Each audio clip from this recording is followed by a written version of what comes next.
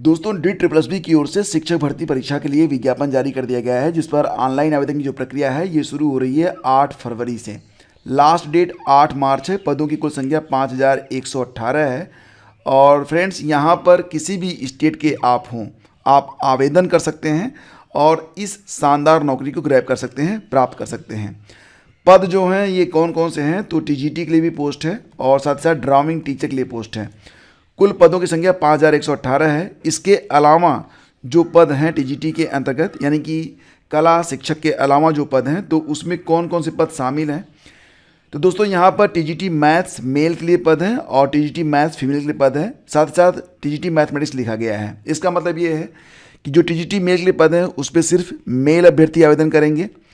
जहाँ पर TGT female लिखा गया है वहाँ पर सिर्फ फीमेल के अभ्यर्थी आवेदन करेंगे। और TGT जहाँ पर मैथमेटिक्स लिखा गया है, मेल फीमेल नहीं दिया गया है, वहाँ पर कोई भी आवेदन कर सकता है। पे लेवल बड़ा शानदार है। पे लेवल यहाँ पर 7 के मुताबिक आपकी सैलरी होगी, यानी कि सैलरी बहुत ही ज़बरदस्त होने वाली है। तो फ्रेंड्स, यहाँ पर देखेंगे तो मैथ्स के लिए सीट है, इंग्लिश TGT के लिए सीट है। इसके अलावा दोस्तों सोशल साइंस के लिए सीट है, ठीक है। इसके अलावा देखेंगे तो सोशल साइंस के बाद नेचुरल साइंस के लिए सीट है। नेचुरल साइंस के लिए भी यहाँ पर पद हैं। फिर हिंदी के लिए भी आप आवेदन कर सकते हैं। हिंदी TGT के लिए भी पोस्ट है, मतलब हिंदी अंग्रेजी दोनों है। संस्कृत के लिए भी यहाँ पर पोस्ट है, संस्कृत। और इसके अलावा उर्दू के लिए भी आप आवेदन कर सकते हैं। साथ ही साथ पंजाबी और ड्राइंग टीचर। तो ये कुछ पद हैं जिसके बारे में आपको बता रहा हूँ, जिस पर आप आवेदन कर सकते हैं। जनरल को कुल मिला के 2897 सीटें मिल रही हैं जनरल को। साथ ही साथ कुल मिला के देखा जाए तो पदों की संख्या यहाँ पर कितनी हो रही है, तो 5118 ये टोटल पोस्ट है, ठीक है। तो देखेंगे दोस्तों कि ये जो परीक्षा प्रणाली होगी किस प्रकार से होगी, आपकी जो एलिजिबिलिटी है वो किस प्रकार से होगी। महिलाओं के लिए कुछ खास चेंजेस किए गए हैं। पहली बात तो ये है कि उनको शुल्क नहीं देना है। दूसरी बात यह है कि उम्र सीमा में भी शानदार छूट मिल रही है। आप किसी भी स्टेट की महिला हों, आपको उम्र सीमा में छूट मिल रही है। जनरल SC ST और OBC को कितनी एज लिमिट होनी चाहिए, अगर आप अदर स्टेट के OBC हैं या फिर SC ST हैं तो आपको कितनी छूट मिलेगी, सारी बातें आपसे यहाँ पर हम चर्चा करने रहेंगे और चर्चा करेंगे। लेकिन सबसे पहले आपको फ्रेंड्स यहाँ पर ये बता दें कि ये जो विज्ञापन जारी हो दोस्तों, सबसे पहले तो इसकी जो एलिजिबिलिटी है वो चेक कर लेते हैं। तो यहाँ पर देखिए, मुख्य रूप से देखा जाए तो 2 सब्जेक्ट की जो एलिजिबिलिटी है वो हमें चेक करनी है, बेसिकली 3 सब्जेक्ट की। एक तो मैथमेटिक्स की देख लेते हैं, क्योंकि सामान्यतः जो सब्जेक्ट वाइज वैकेंसीज आई हुई हैं सबकी जो एलिजिबिलिटी है वो इसी के मुताबिक है। सोशल साइंस में और जो नेचुरल साइंस है इसमें जो सब्जेक्ट कॉम्बिनेशन है वो देखना होगा। तो यहाँ पर 3 चीज़ें क्लियर कर लेंगे, बाकी पूरा जो विज्ञापन है ये अपने आप क्लियर हो जाएगा। तो सबसे पहले देखते हैं मैथमेटिक्स के लिए कि क्या एलिजिबिलिटी है, ठीक है।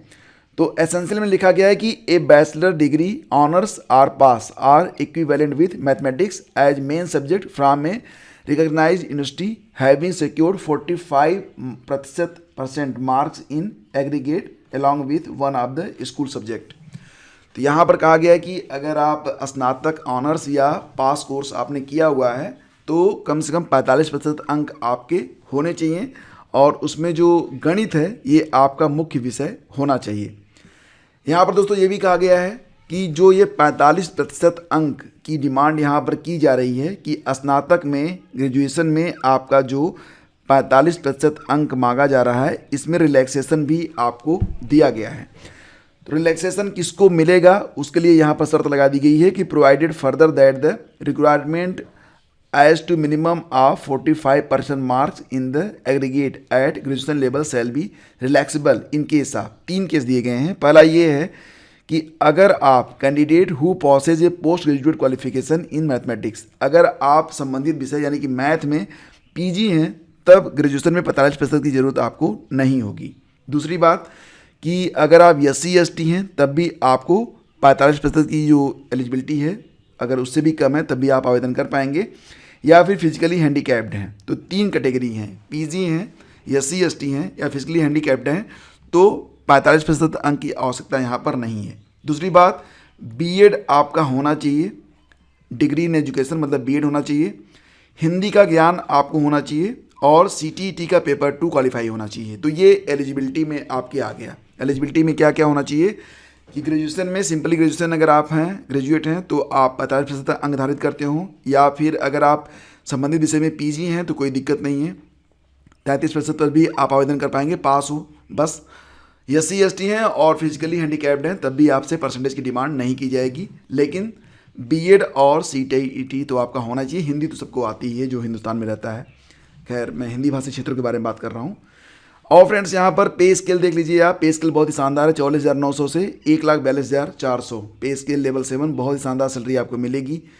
उम्र सीमा जो है ये सामान्यतः 32 साल है, ठीक है, 32 साल उम्र सीमा है, लेकिन जो महिलाएं हैं वो 40 साल तक यहाँ पर आवेदन कर सकती हैं। तो जनरल मेल जो है वो 32 साल तक आवेदन कर सकते हैं, जनरल फीमेल हो या फिर कोई भी फीमेल हो वो 40 साल तक यहाँ पर आवेदन कर सकती हैं। Age relaxation will be given as para 8, वो मैं आपको दिखाऊंगा थोड़ी देर बाद, आपको पता चल जाएगा कि किस कैटेगरी को कितनी छूट यहाँ पर मिल रही है। 10 साल 15 साल तक की छूट है, वो मैं आपको अभी दिखा रहा हूँ।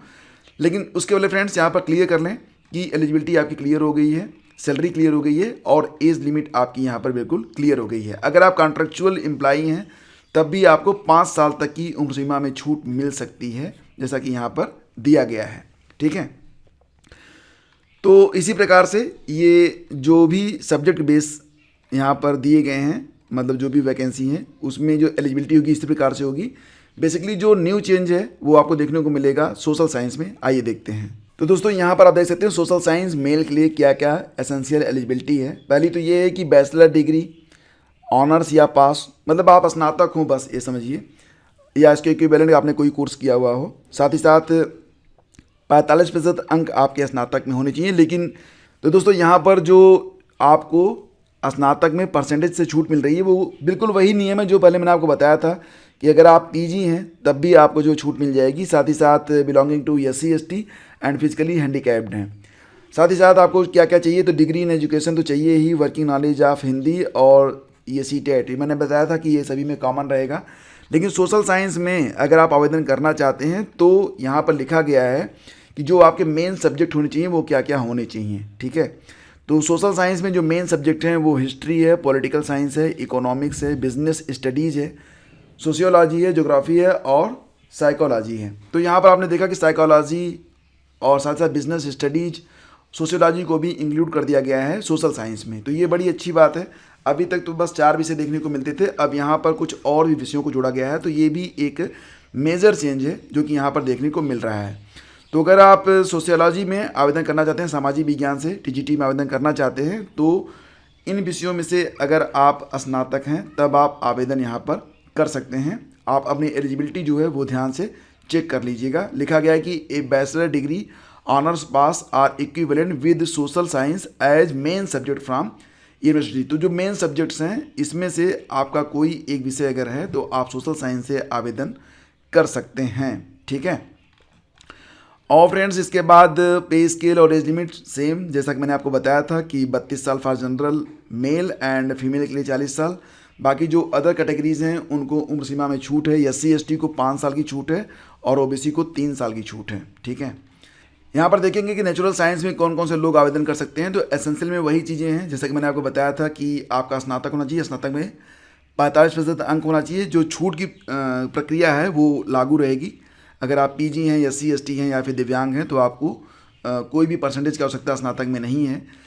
और TGT में नेचुरल साइंस के अंतर्गत फिजिकल साइंस, नेचुरल साइंस के अंतर्गत सेल भी फिजिक्स होना चाहिए या केमिस्ट्री या फिर बायोलॉजी, बॉटनी एंड जूलॉजी। तो इसमें से जो सब्जेक्ट कॉम्बिनेशन है अगर आपका बन रहा है तो आप आवेदन कर सकते हैं नेचुरल साइंस और फिजिकल साइंस में। तो ये सब्जेक्ट कॉम्बिनेशन है नेचुरल साइंस और फिजिकल साइंस के लिए। बाकी दोस्तों आपको यहाँ पर पता ही है कि डिग्री इन एजुकेशन BEd चाहिए और working knowledge of Hindi and should have qualified CTT paper second. तो बाकी जो चीज़ें हैं एज एबव, वो जैसे कि मैंने आपको ऊपर बताया है उसी प्रकार से यहाँ पर भी सारी चीज़ें उपलब्ध करवाई गई हैं। एलिजिबिलिटी क्राइटेरिया में लिखा गया है कि candidate must B a citizen of India. आप भारत के नागरिक हो, किसी भी स्टेट के हो, आप यहाँ पर आवेदन कर सकते हैं। The candidate must be eligible in terms of age, educational qualification, experience ETC as per recruitment rules notified by the user department in the post of which he she intends to apply. How to apply, तो कैसे आवेदन करना है। तो आपको जो आवेदन है ये बिल्कुल ऑनलाइन ही करना पड़ेगा, ऑफलाइन आवेदन यहाँ पर आप नहीं कर सकते हैं। यहाँ पर आपको जो शुल्क है वो 100 रुपये देने पड़ेंगे, लेकिन सभी को नहीं, कुछ लोगों को छूट भी दी गई है। जैसे कि अगर आप एससी कैंडिडेट हैं या फिर एसटी कैंडिडेट हैं, दिव्यांग हैं, एक्स सर्विसमैन हैं या फिर फीमेल कैंडिडेट हैं, तो उनको भी, वुमेन कैंडिडेट्स, इनको कोई भी फीस नहीं देनी है, यानी कि इनको जो है पूरी तरह से आवेदन जो है बिल्कुल फ्री कर दिया गया है। एग्जामिनेशन स्कीम के अंतर्गत दोस्तों यहाँ पर केवल एक परीक्षा आपकी होनी है और ये 2 घंटे की परीक्षा होगी, 200 अंकों की परीक्षा होगी, जिसमें 200 प्रश्न आपसे पूछे जाएंगे। इसमें 2 सेक्शन रहेगा, पहला सेक्शन ए और दूसरा सेक्शन होगा सेक्शन बी। तो सेक्शन ए 100 अंक का होगा, सेक्शन बी भी 100 अंक का होगा, दोनों को जोड़कर आपकी मेरिट बनेगी 200 अंकों पर। सेक्शन ए में general awareness, general intelligence, arithmetical and numerical ability, test of Hindi language and comprehension, test of English language and comprehension. तो कुल मिला के आप देख रहे हैं कि 1 2 3 4 5 तो 20-20 प्रश्न आपके रहेंगे सेक्शन ए में हर टॉपिक से। और सेक्शन बी में क्या रहेगा, MCQs of 1 mark each from the subject concern. तो जो आपका विषय होगा उससे संबंधित एमसीक्यूज रहेंगे, साथ ही साथ टीचिंग मेथोडोलॉजी से भी संबंधित आपसे प्रश्न पूछे जाएंगे।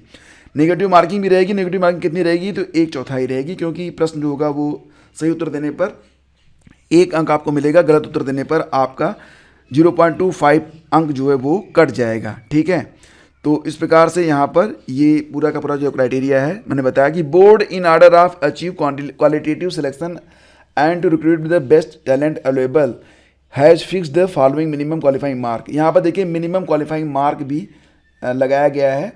तो क्या क्या है, जनरल ईडब्ल्यूएस के लिए 40%, ओबीसी दिल्ली के लिए 35%, एससी एसटी पीएच के लिए 30%। यहाँ पर दोस्तों आपको एक बात और भी बता दें कि अगर आप दिल्ली के ओबीसी हैं तभी आपको जो है ओबीसी का लाभ मिलेगा। अगर आप दिल्ली के ओबीसी नहीं हैं, अगर आप यूपी से हैं या फिर अदर स्टेट के ओबीसी हैं, तब आपको दिल्ली में जनरल कंसीडर किया जाएगा।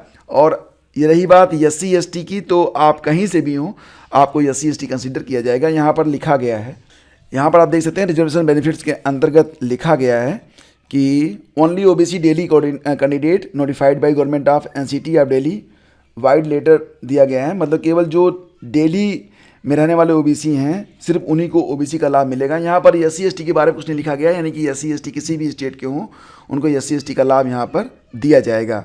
ठीक है, तो ये जानकारी हो गई। और ये जो विज्ञापन है दोस्तों, इस विज्ञापन को आप डाउनलोड करना चाहते हैं तो आप या तो ऑफिशियल वेबसाइट पर जा सकते हैं या फिर आप जा सकते हैं हमारे टेलीग्राम चैनल स्टडी विद ज्ञान प्रकाश पर। सिंपली आप अपने मोबाइल फ़ोन पर www.studyvidgyanprakash.com पर विजिट करके भी ये जो विज्ञापन है इसको डाउनलोड कर सकते हैं। रही बात एज रिलैक्सेशन के बारे में, तो आपको बता दें कि एससी एसटी को यहाँ पर 5 साल, ओबीसी को 3 साल, अगर जनरल दिव्यांग हैं तो 10 साल, एससी एसटी दिव्यांग हैं तो 15 साल और ओबीसी दिव्यांग हैं तो 13 साल की छूट आपको यहाँ पर मिलेगी। ठीक है, तो उम्र सीमा में जो छूट है उसके बारे में क्राइटेरिया यहाँ पर बिल्कुल क्लियर कर दिया गया है। बाकी जो विज्ञापन है उसमें कुछ खास चीज़ें नहीं हैं। तो उम्मीद करता हूँ कि अब आपका हर मैटर बिल्कुल क्लियर हो गया होगा। अगर अभी भी आपके मन में कोई डाउट है तो आप नीचे कमेंट बॉक्स में हमसे प्रश्न कर सकते हैं, मैं उसका उत्तर आपको ज़रूर दूंगा। Thank you.